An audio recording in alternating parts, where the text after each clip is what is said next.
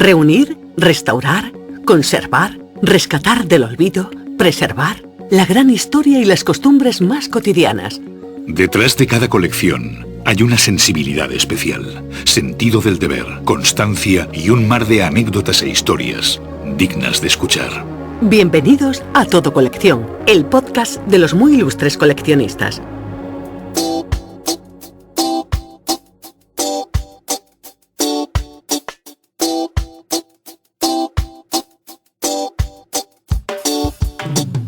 Bienvenido al podcast de los ilustres coleccionistas. Con motivo del Día Mundial de la Radio, además de dedicar toda una semana al coleccionismo de aparatos de radio, en este episodio 40 del podcast de Todo Colección, conversamos con María Antonia Gancedo López del equipo directivo del Museo de la Radio Luis del Olmo de Ponferrada, el Sancta Sanctorum o Templo de la Radio. Estás escuchando Todo Colección, el podcast de los muy ilustres coleccionistas.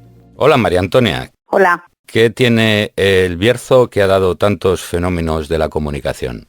Pues creo que el hecho de que Ponferrada siempre ha sido una ciudad de radio, desde que el día 6 de enero de 1953 se inaugurara la estación escuela número 29 del Frente de Juventudes en la comarca, y desde ese momento se ha vivido siempre en una ciudad que ha estado muy unida a los medios de comunicación, a este medio, por ser la cabeza de la comarca, y en la que se han ubicado prácticamente todas las cadenas de radio. Y desde aquí sí que indudablemente han surgido esa verdadera vocación por este medio, y la comarca ha dado ilustres personajes del mundo de la radio, figuras que tienen una repercusión nacional e internacional. Y a las pruebas me remito, don Luis del Olmo. La Casa de los Escudos, el Museo de la Radio. Una descripción, por favor.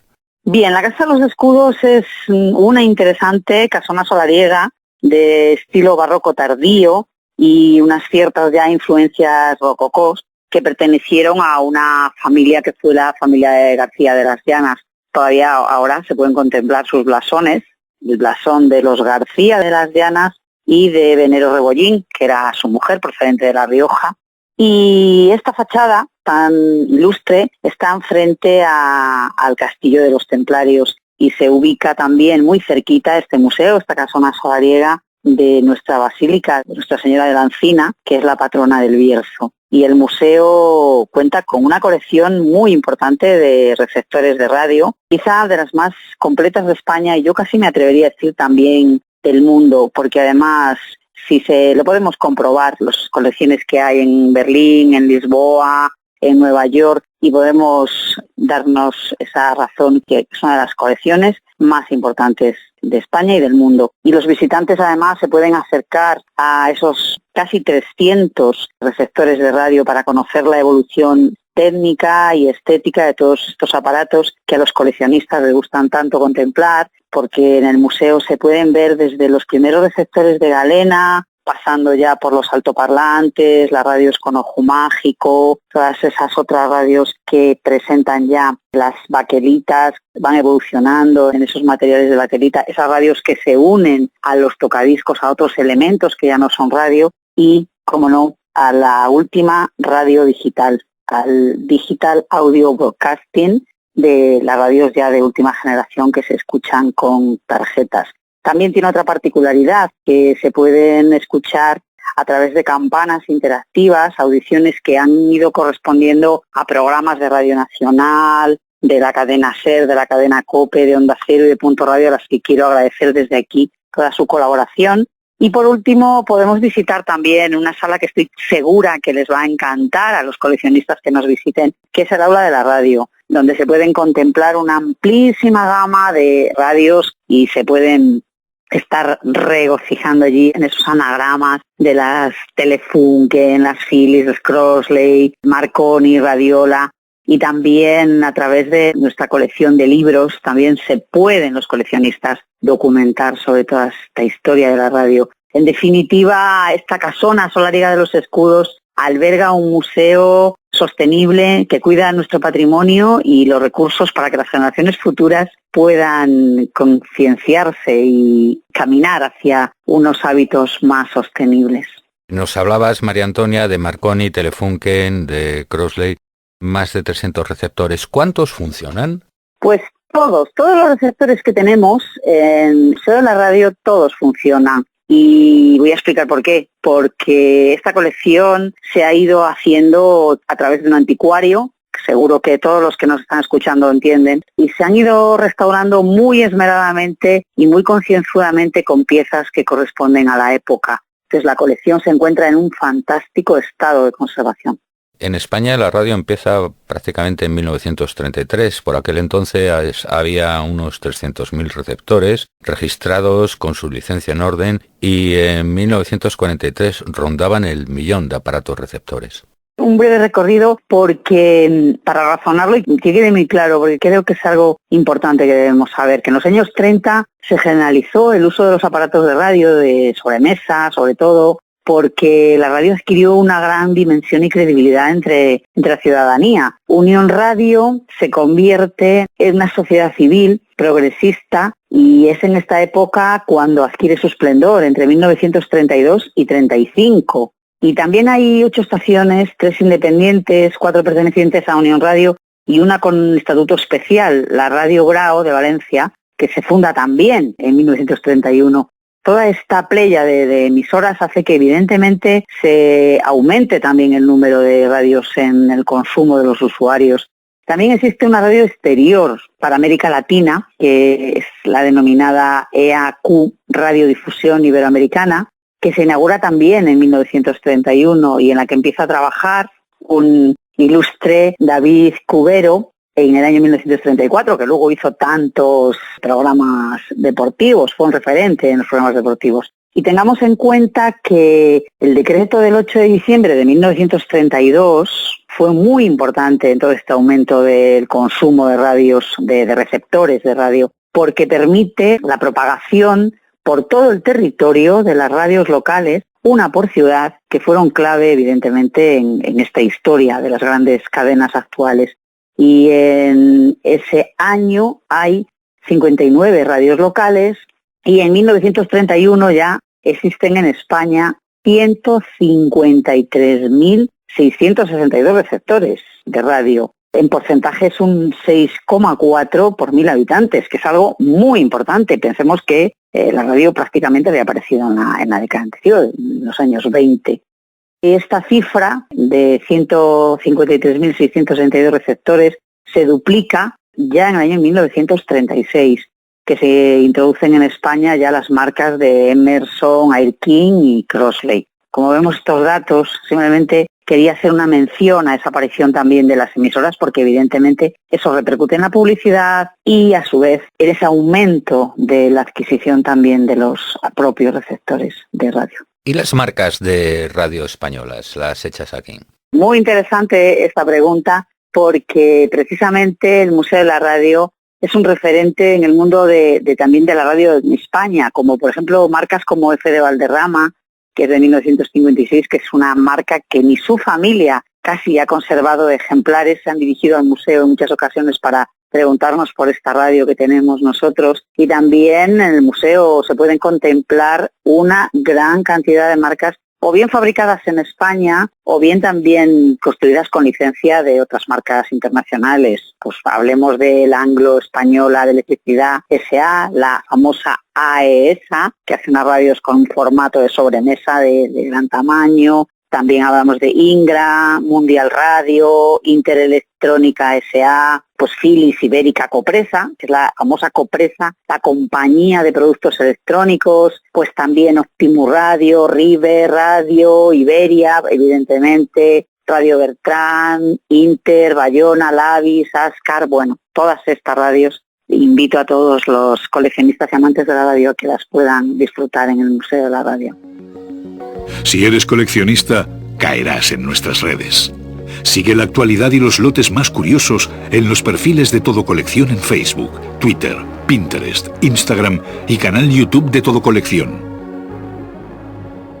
María Antonia, hablando de coleccionistas, ¿se ponen en contacto muchos aficionados para solicitar documentación? Afortunadamente sí, y además son numerosísimos las personas que desde el año 2003 en el que se inauguró el museo se dirigen a nosotros pues para recabar información sobre modelos de radio, sobre marcas, valoraciones, el tipo de piezas que tienen, válvulas, como son el botonado, e incluso personas que a lo mejor se les ha roto o deteriorado el cristal del dial. Pues hace poco un señor que quería saber el tipo de letra que tenía una radio AESA precisamente, porque se había roto el dial, lo estaban reconstruyendo y querían saber qué tipo de letra era la que tenía el dial de la que teníamos nosotros en el museo. Y también, cómo no, se ponen mucho en contacto con nosotros para preguntarnos sobre si sabemos dónde hay talleres que restauren las radios. Porque la cuestión del mantenimiento ya no es solo lo que es tenerlo en orden estético, sino montar recambios. ¿Cómo lo hacéis? Claro, nosotros no tenemos ningún servicio de mantenimiento en el museo dedicado especialmente a las radios. Hay empresas aquí que cuando necesitamos hacer alguna intervención o tenemos que hacer alguna recuperación de alguna radio que por algo deje de funcionar, se recurre a estas empresas de electrosonido.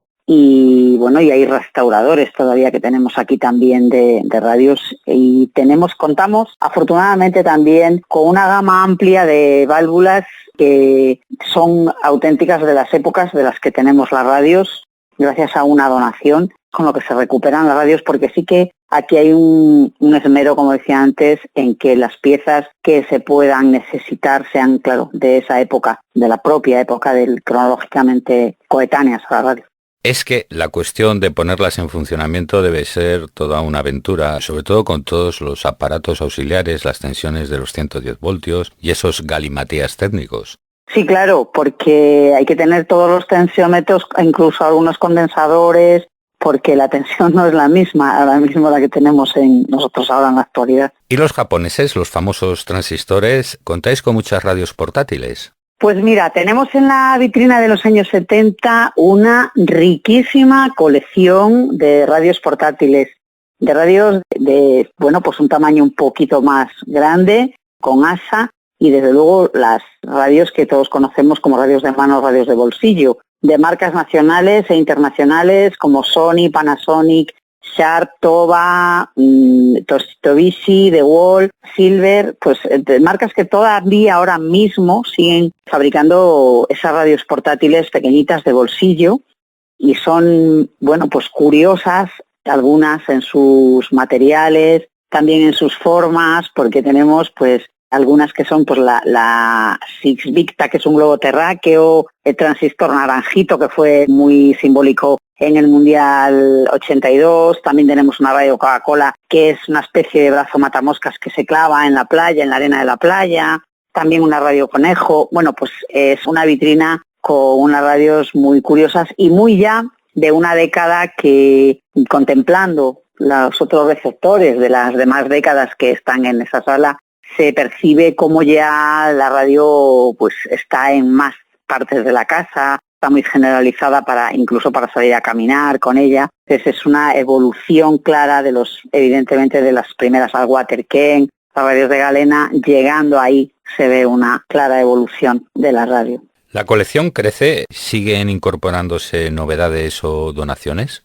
Sí, afortunadamente la colección sigue creciendo cada año, casi me atrevería a decir cada mes, porque cada mes tenemos también ofertas de donaciones y cada año se van incorporando piezas que también va aportando don Luis del Olmo, cada cierto tiempo también nos trae una pieza nueva. En concreto, la última pieza que se ha incorporado es el cuadro de Luis del Olmo, de Félix Rebello de Toro, este pintor malagueño que además había estado en una exposición temporal que se hizo en Málaga con motivo de una exposición de periodistas que había pintado este pintor. O sea que no solo son objetos de radio, sino también se va enriqueciendo mucho la colección con otras piezas de arte. Y desde la apertura, desde el año 2003, lo que sí se ha ido percibiendo es que hay una conciencia de conservación de los aparatos de radio por parte de los visitantes y del público en general que nos visita, y entre los coleccionistas en particular, porque se ha ido derivando este afán de conservación, que yo creo que esa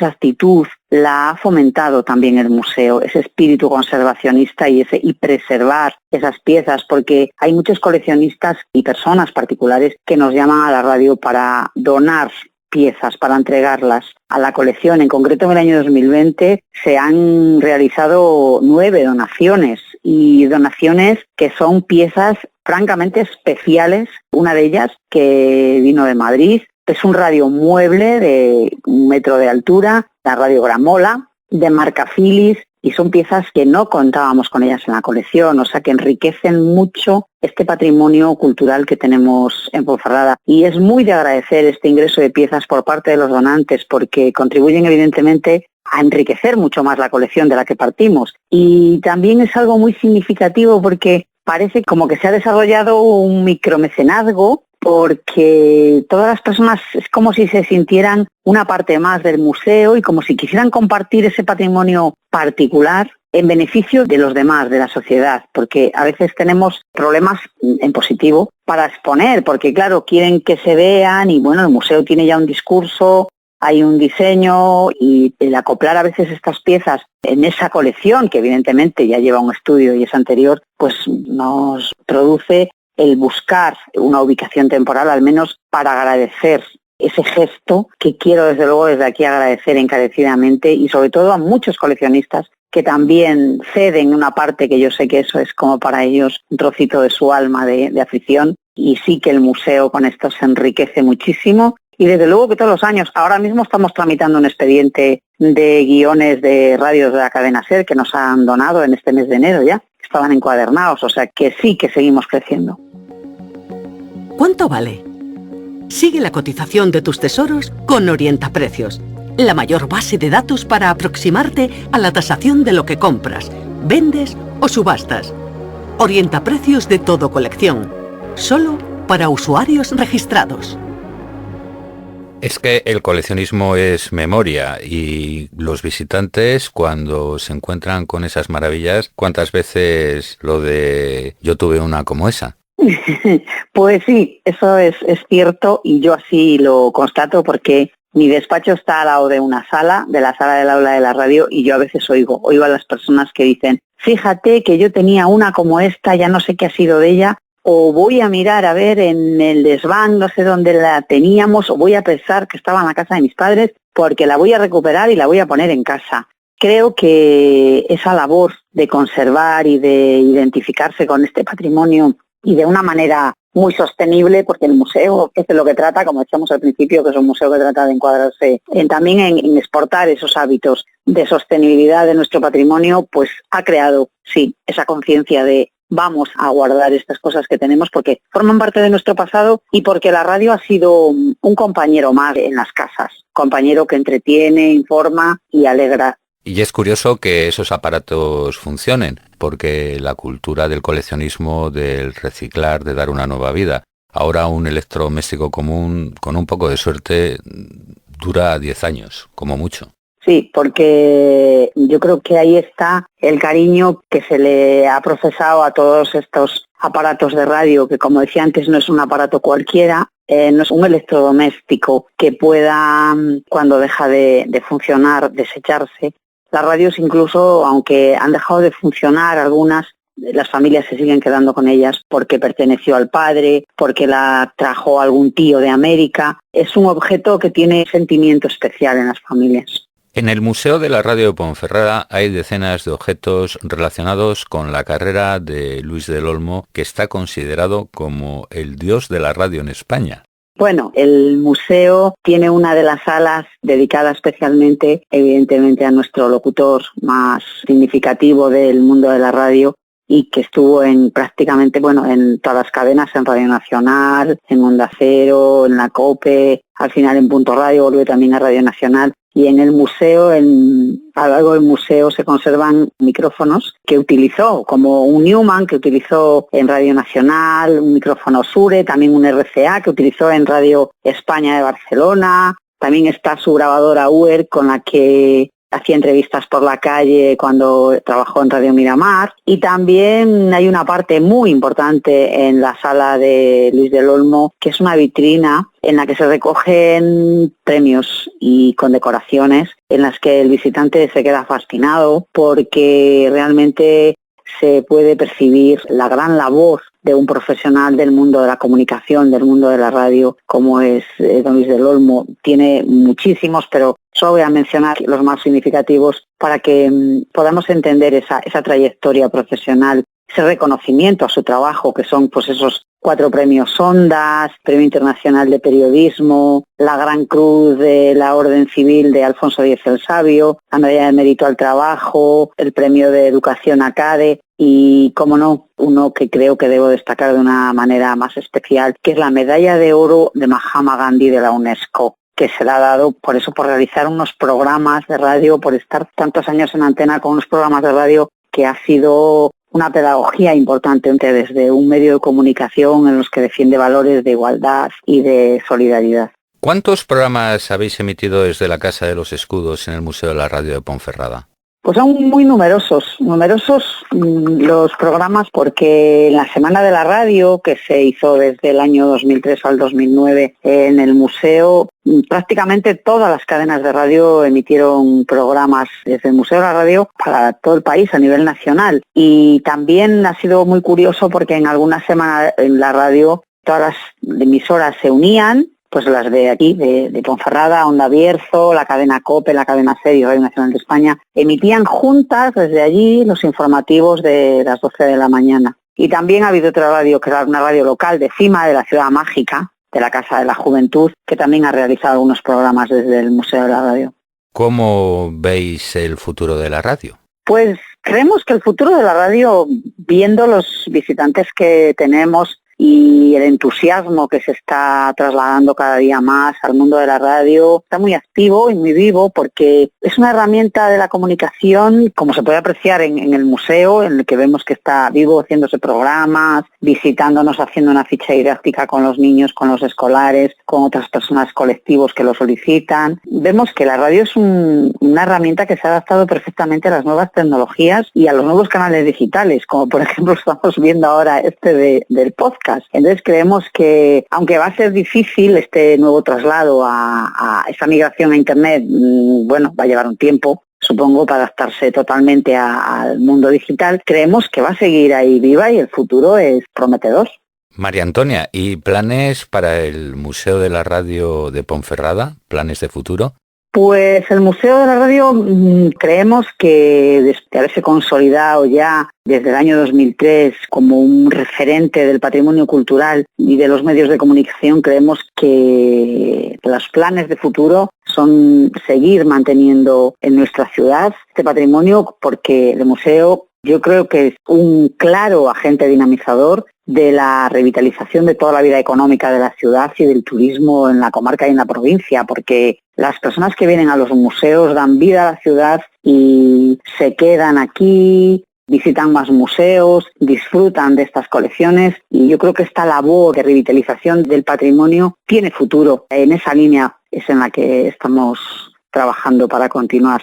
María Antonia, en el podcast de Todo Colección no se escapa nadie vivo sin un consejo para los coleccionistas. Le llamamos el Minuto de Oro. Pues entonces vamos a dar un mensaje a todos los coleccionistas que tienen en el Museo de la Radio Luis del Olmo de Ponferrada una exclusivísima colección para disfrutar del mundo de la radio, y también tienen en nuestro museo una institución que recoge y protege el patrimonio cultural y el desarrollo, evidentemente el desarrollo económico. Y este museo, desde el año 2013, se ha convertido en esta herramienta de acción pública que es muy importante para los coleccionistas y que contribuye, como decía antes, y creo que el coleccionismo también contribuye a esta misma razón, a la sostenibilidad de nuestro patrimonio de hoy y desde luego para favorecer todo el desarrollo humano de cara al futuro. Por supuesto que sí. María Antonia, ha sido un placer. No te puedes imaginar lo que agradecemos tu buena onda por habernos recibido en el Museo de la Radio de Ponferrada. Muchas gracias. Bueno, pues aquí os esperamos. Estás escuchando Todo Colección, el podcast de los muy ilustres coleccionistas. Pues continuamos en el podcast de Todo Colección. No te vayas todavía, no te vayas por favor, que viene nuestra compañera Rosalía con su sección ¿Y tú qué coleccionas? Libros, sellos, monedas, cromos, juguetes, antigüedades, arte. ¿Y tú qué coleccionas? En esta ocasión, Ignacio, estamos de celebración. Hoy en nuestra sección conmemoramos el Día Mundial de la Radio, una jornada que se celebra cada 13 de febrero para resaltar la importancia de este medio como vehículo de información y entretenimiento. Esta efeméride fue propuesta por la Real Academia Española de la Radio, cuya presidencia de honor es de don Luis del Olmo. Su cumpleaños es relativamente reciente. La Organización de Naciones Unidas estableció esta fecha en 2011, hace justo una década. Gracias a su nacimiento y a la evolución tecnológica, hoy podemos escucharnos y conectarnos, bien mediante las clásicas ondas radiofónicas o bien a través de archivos multimedia como este podcast que nos mantiene vinculados a nuestra pasión, el coleccionismo. Y es que la radio nos informa, nos entretiene, nos emociona y nos acompaña en nuestra rutina y quehaceres cotidianos. Traspasa fronteras y es percibida por muchos como el medio con más credibilidad, más neutral y en el que los oyentes más confían. Está más presente en nuestras vidas de lo que pensamos y a pesar de la llegada de la televisión y de Internet, goza de una salud de hierro. Del origen de esta efeméride y de la historia de este medio de comunicación de masas tratan varios artículos que tienes a disposición en nuestro blog Colecciona Recuerdos. Desde la creación a finales del siglo XIX del primer oscilador que generaba ondas electromagnéticas o hertzianas y las propagaba a una velocidad similar a la de la luz, hasta la primera patente mundial obtenida por el italiano Guillermo Marconi. Además de estas curiosidades, hacemos un repaso por los aparatos más coleccionables y excepcionales de Todo Colección. Con más de 33.500 lotes a la venta y en subasta, puedes elegir entre un amplio catálogo de piezas clásicas. La radio galena, por ejemplo, es el primer aparato de radio de la historia. Sin pilas ni batería, con unos auriculares, fue creado a finales del siglo XIX a partir de elementos muy sencillos. Era un aparato barato y fácil de montar. Todo un manual de iniciación a la electrónica. Las radiocapilla, típicas de los años 30, recibían el nombre de este espacio dedicado al culto religioso precisamente por su curioso diseño exterior. Funcionaban gracias a distintos circuitos electrónicos con varias válvulas que facilitaban la sintonía de los receptores.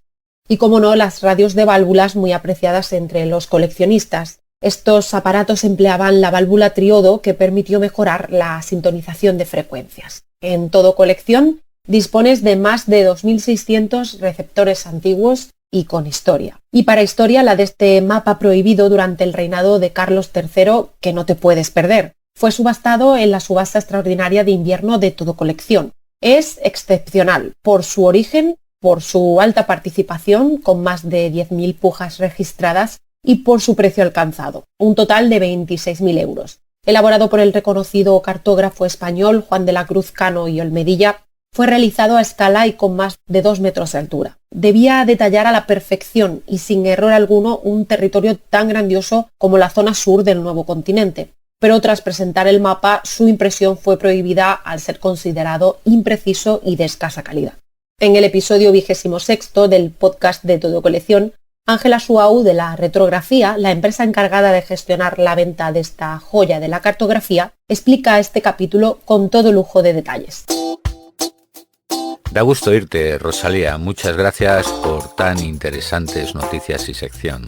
Y a ti que estás al otro lado del altavoz o del auricular, pues rogarte que te cuides mucho, mucho, mucho. De paso aprovecho para recordarte que con la plataforma de envíos de Todo Colección, la comodidad de la paquetería puerta a puerta está de tu parte y así evitas riesgos innecesarios en estos días tan peculiares. Pero sobre todo días perfectos para crecer con tu colección. Te habla Ignacio del Valle, nos vemos, nos escuchamos en el próximo episodio de Todo Colección, donde viven los recuerdos, en este caso muy radiofónicos. Fin de la cita.